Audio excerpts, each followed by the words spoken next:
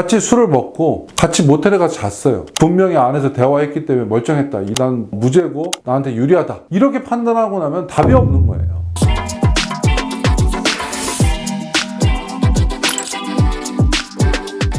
안녕하세요. 법무법인 동강의 민경철 변호사입니다. 여러분, 이 영상을 보시는 분 중에 성범죄로 고소된 상황에 처해서 유튜브를 보신다면 이 내용을 꼭 좀 참고하세요. 처음에 고소된다고 하면 막 사람들이 당황하고 어느 변호사를 선임해야 될지 말아야 될지 막 고민하는 사이에 그때 실수가 굉장히 치명적일 수가 있어요. 그때 했던 실수 때문에 억울한 상황이 나올 수도 있어요. 범죄를 안 했음에도 불구하고 유죄를 인정해야 될 수도 있고 충분히 합의가 될 수도 있음에도 불구하고 합의가 안 될 수도 있거든요. 그래서 여러분들이 이 내용을 꼭 아셔야 돼요. 일단 첫 번째가 현재 상황에 대한 판단을 잘 못하는 경우가 많아요. 지금이 유리한지 불리한지. 대표적인 예를 들어볼까요? 같이 술을 먹고 같이 모텔에 가서 잤어요. 근데 자기는 상대방이 멀쩡하다고 생각하고 잤다고 생각하는데 상대방은 중간간으로 고소를 한 거거든요. 근데 들어가는 영상이 어땠냐? CCTV 보니까 여자가 거의 떡실신이 돼서 업혀가는 수준이에요. 그리고 모텔 직원도 여자분이 거의 혼수 상태였다. 이렇게 진술하고 있어요. 이런 상황에서 자기만 분명히 안에서 대화했기 때문에 멀쩡했다. 난 무죄고 나한테 유리하다. 이렇게 판단하고 나면 답이 없는 거예요.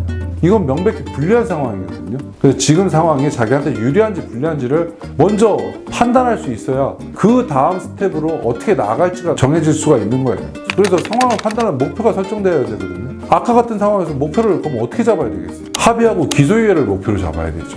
근데 그걸 무혐의로 목표로 잡으면은 그럼 일단 합의도 안 될 테고 구속도 될 수가 있어요. 실형이 나올 수도 있어요. 목표 설정을 해야 되는데 목표 설정을 잘못하는 경우가 많아요. 그럼 목표에 반하는 행동들은 뭘까요? 아까 목표를 기소유예로 잡는 거는 인정하고 합의하는 방향이고 무혐의나 무죄를 잡는 거는 부인하고 싸우는 방향이거든요. 그러니까 뭔가 합의할 수가 없는 거예요. 계속 싸우기만 하고 사과도 안 하고 상대방을 공격하고 너 그때 멀쩡하지 않았냐 막 이래버리니까 상대방의 합의 의사가 완전히 사라져버리게 돼요. 목표에 반하는 행동들을 할 수가 있어요. 잘못된 조사 대응이라는 게 뭘까요?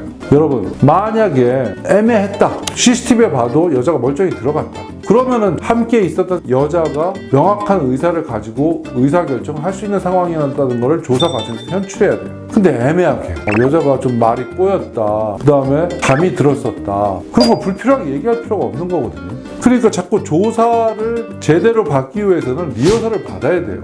정확한 목표 하에 어떤 상황에 대해서 명확히 리마인드하고 사실관계를 끌고 나갈지 이 목표를 설정된 조사 리허설을 받지 않으면 분명히 실수가 나와요. 어쩌면 그 조사가 첫 조사이자 마지막 조사일 수도 있다는 거.